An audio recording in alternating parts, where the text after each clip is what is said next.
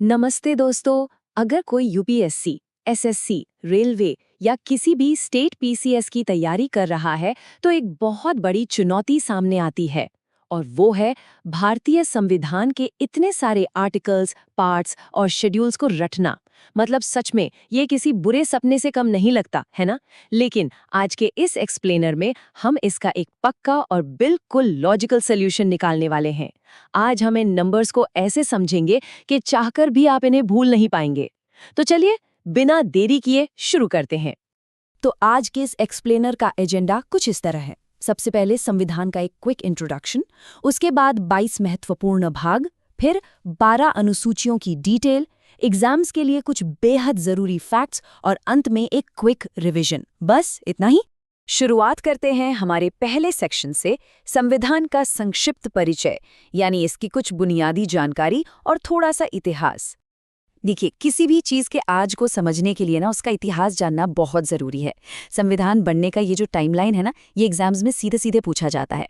संविधान सभा को इसे तैयार करने में ठीक 2 साल 11 महीने और 18 दिन का वक्त लगा था। सोचिए, फिर 26 नवंबर 1949 को इसे अपनाया गया और 26 जनवरी 1950 को ये पूरी तरह से लागू हो गया, जिसे हम आज रिपब्लिक डे यानी गणतंत्र दिवस के रूप में मनाते हैं।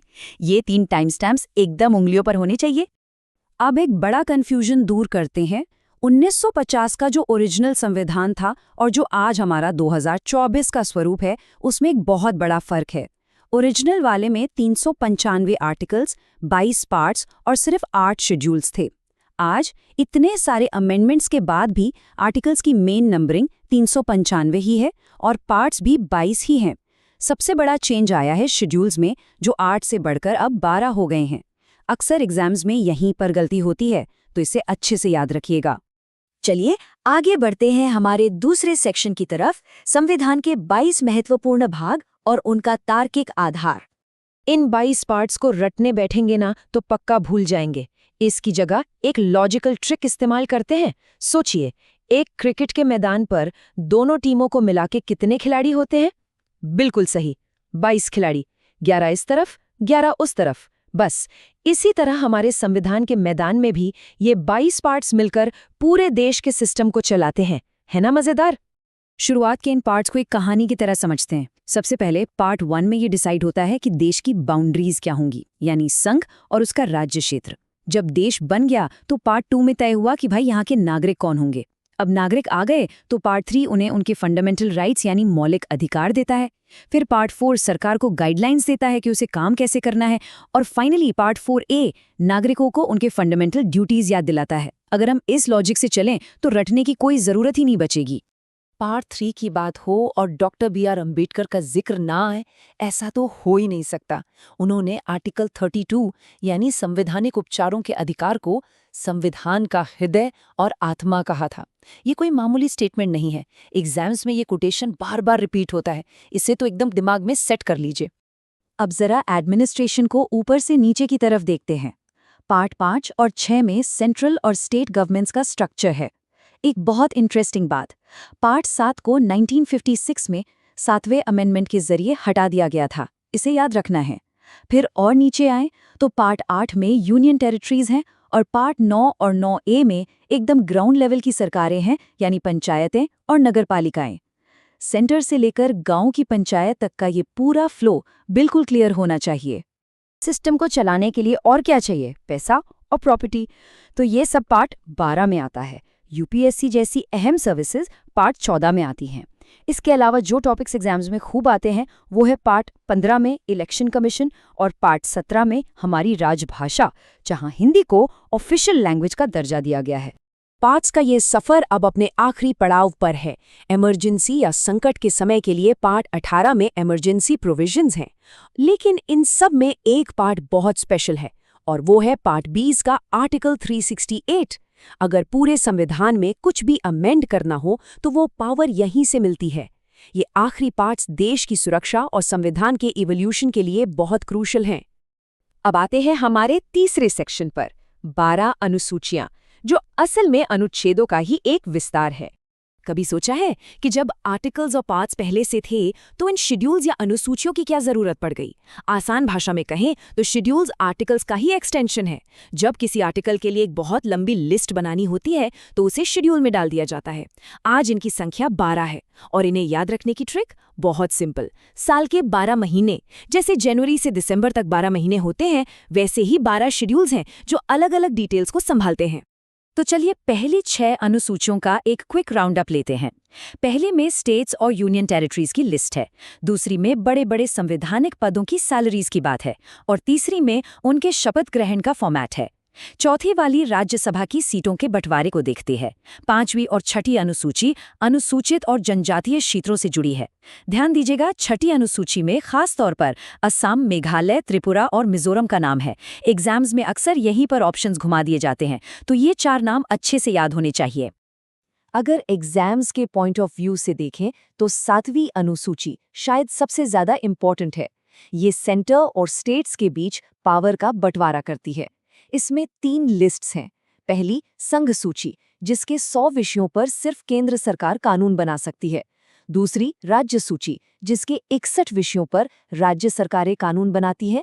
और तीसरी समवर्ती सूची, जिसमें 52 विषय हैं जिन पर दोनों मिलकर कानून बना सकते हैं।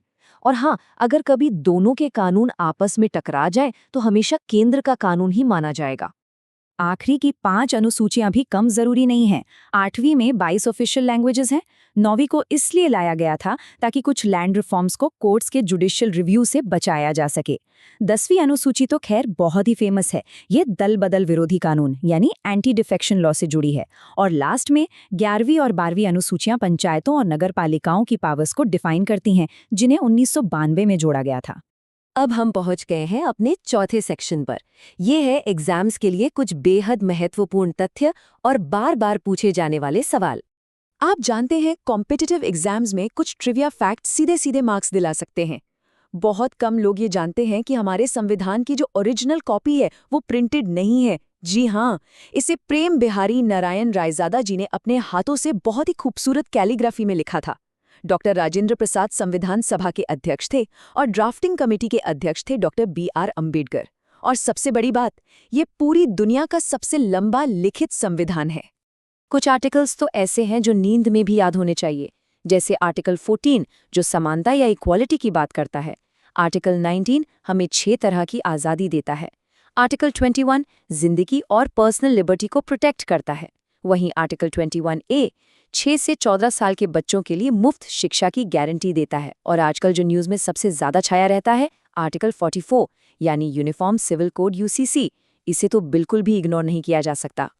इस लिस्ट में कुछ और क्रूशियल आर्टिकल्स जोड़ लेते हैं। आर्टिकल 112 जो एनुअल फाइनेंशियल स्टेटमेंट यानी हमारे बजट के बारे में है। इलेक्शन कमीशन के लिए आर्टिकल 324 और इमरजेंसी प्रोविजंस की वो तिकड़ी आर्टिकल 352, 356 और 360 ये बहुत अहम है।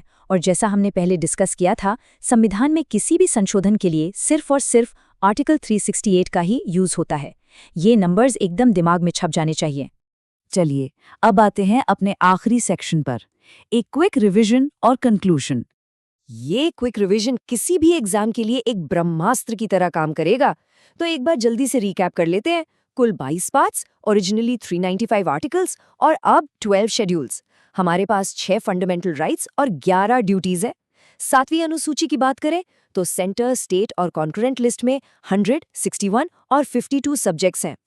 22 मान्यता प्राप्त भाषाएं हैं और लोकल एडमिनिस्ट्रेशन के लिए पंचायतों को 29 और नगरपालिकाओं को 18 सब्जेक्ट्स मिले हैं। बस ये एक सिंगल स्ट्रक्चर आपके कई सवालों को सीधे सॉल्व कर देगा। सच कहूं तो संविधान सिर्फ रटने की नहीं बल्कि समझने की चीज है। जब हम ये समझ लेते हैं कि पार्ट 3 में मौलिक अधिकार क्यों रखे गए या शेड्यूल्स की आखिर जरूरत क्या थी, तो फिर आंखें बंद करके रटने की कोई नौबत ही नहीं आती। इस लॉजिक को पकड़ लिया तो ये सारे फैक्ट्स और नंबर्स खुद ब खुद हमेशा के लिए याद हो जाएंगे। तो आखिर में एक सवाल छोड़कर जाना चाहेंगे। इस पूरे लॉजिकल स्ट्रक्चर को समझने के बाद क्या संविधान को लेकर आपका नजरिया कुछ बदला है? उम्मीद है कि अब ये टॉपिक कोई बोझ नहीं बल्कि एक दिलचस्प कहानी की तरह लग रहा होगा। इसे लॉजिकल तरीके से अपनी तैयारी जारी रखिए। आने वाले एग्जाम्स के लिए बहुत बहुत शुभकामनाएं। बस सीखते रहिए और आगे बढ़ते रहिए।